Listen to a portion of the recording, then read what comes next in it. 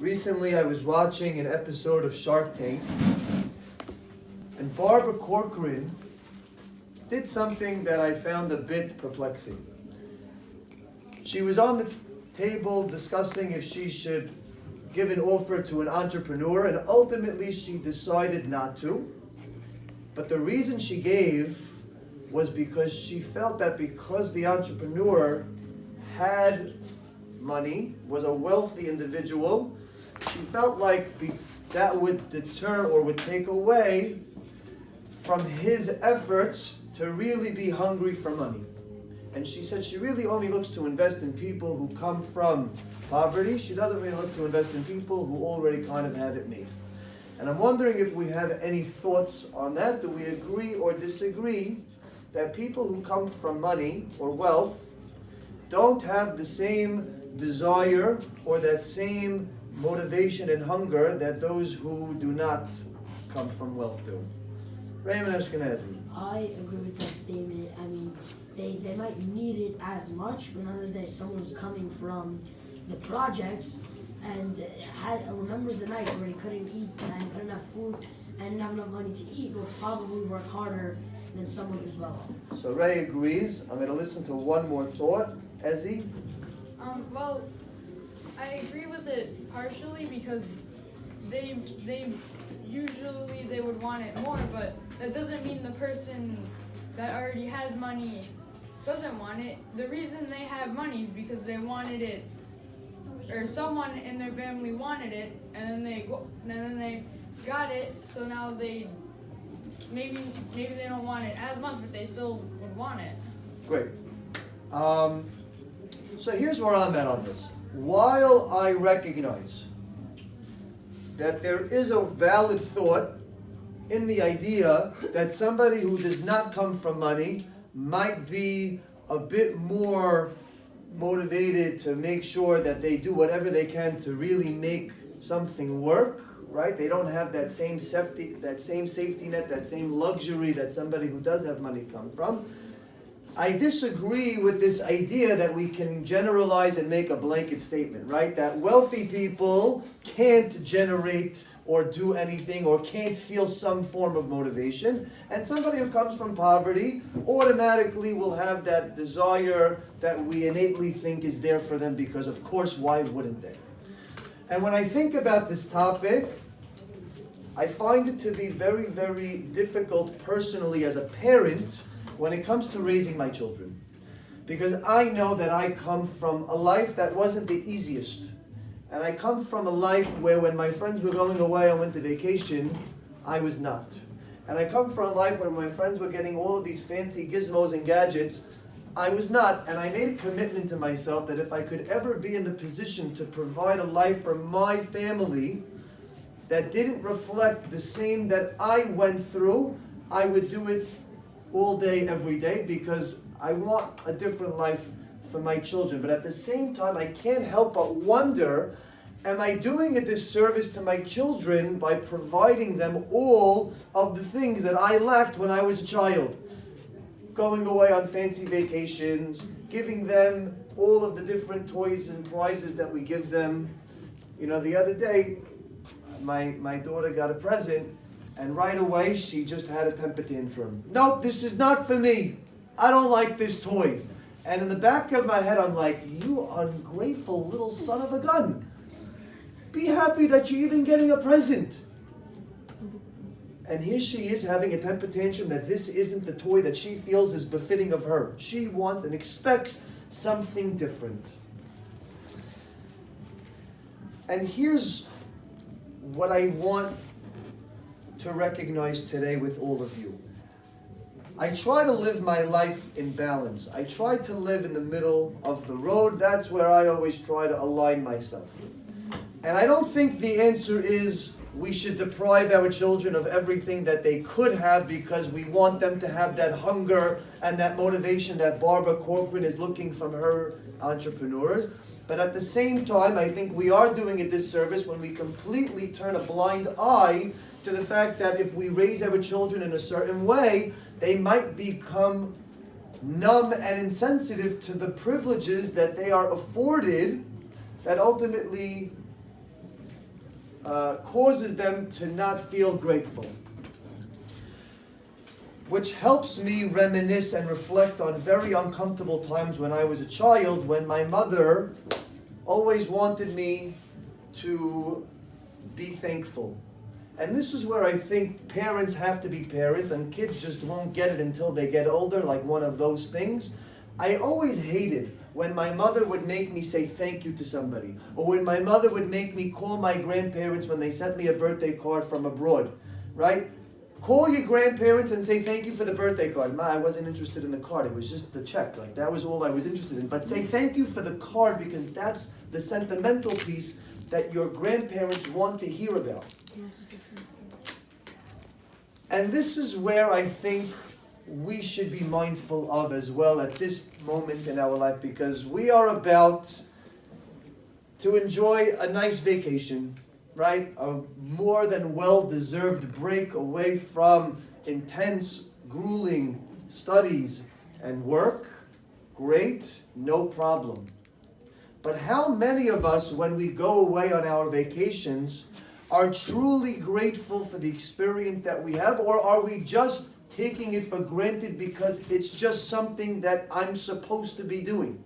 It's winter vacation time and my parents are supposed to take me away. And we are supposed to, it's rightfully so that I should be vacationing and lounging on exotic islands. I want us to really let that concept sink in for a moment. Are we thankful to our parents that they go above and beyond to work as hard as they do to coordinate the efforts of taking us away? Are we thankful to the people around us that are servicing us and are enhancing our overall quality of experience to make sure that we have the best possible time? Yes, when you're a child, it's annoying to hear the words say thank you. But it's an important behavior that eventually, if done properly, will allow you as an adult, or hopefully sooner than that, to really be thankful and appreciative for the things that are not necessarily things that you might always have in the future. So I want us to take this time to really recognize the significance that before we go away on vacation and before we go away and enjoy ourselves, we really should be in the right frame of mind in terms of how we're going through that experience. What are we about to go through? That's point A. Point B, I was thinking about how I would like to address a particular topic in regards to traveling and vacationing. And this past Shabbat, I listened to Rabbi Richard Tobias in Bet Torah, and he literally nailed it on the tee. He said something in such a way that really it would do an injustice if I thought of any other form. So I'm just going to repeat for you what I got to hear on Shabbat, because for me it really hit home the message that I feel needs to be said at a time like now. And he spoke about an email that was sent out by Becky Surratt. For those of you who haven't heard the story, Becky is an operations manager at Wembley Stadium. And recently, Wembley Stadium in London hosted Siyum Hashas, where according to her email, as she's recapping the event, 6,748 tickets were scanned at the door, not including all of the rabbis and the VIP guests that sat at the dais. And she explains the following in her email.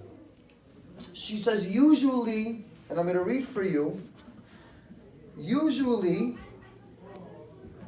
when there's an event the size of this magnitude, there are certain things that are inherent within those events.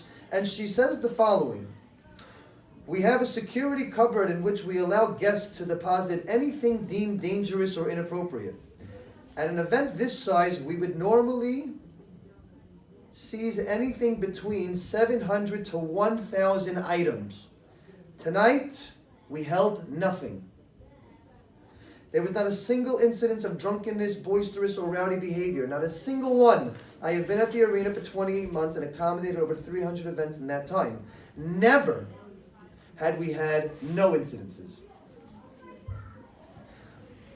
All of the team was blown away by the amount of thank yous that we received at the end of the evening. I actually thought everyone had been instructed to do so.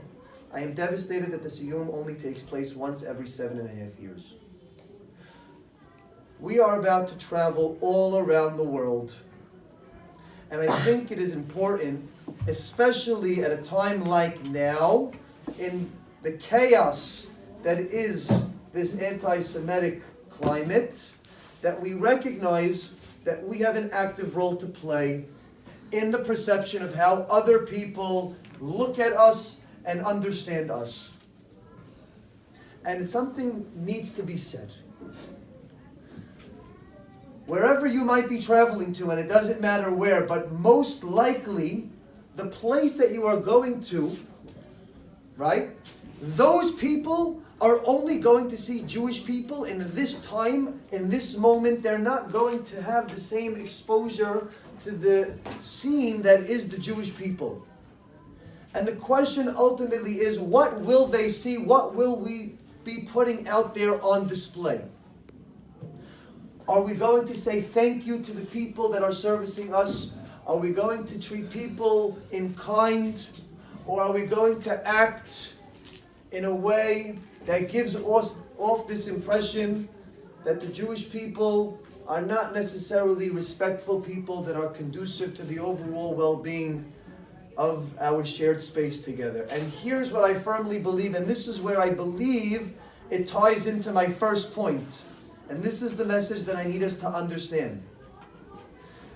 If we feel that vacation is an entitlement, if we feel that our parents taking us abroad to enjoy an experience is a right, that is when we start to act disrespectfully. That is when we cut lines at airports. That is when we demand service from people within seconds. That is when we speak at a tone of voice that is not respectful in nature to the people who are ultimately servicing your best experience. But if we can understand and recognize that it is not a God-given right to go away on winter vacation, it is because other people spent time, spent money, spent energy for you, that is when we go from entitlement to appreciation. And when we appreciate, that is when we are in our best element. That is when we do what we do best, which is Kiddush Hashem. Or Lagoyim, you should be to the rest of the world, says God. And we have to take that seriously. But it's not so easy. It's not easy to just say we're going to flip the switch and all of a sudden I'm going to just be respectful. I got it. But something you can do to alleviate the process is be thankful. Understand that it's not a right. Understand that it is a privilege. Enjoy the experience. But be thankful for everything that you have, because it's not always guaranteed. And a lot of people worked hard to get you to where you are. Enjoy your break. We'll see you when you get back. But let's make sure we do it right. Shabbat Shalom.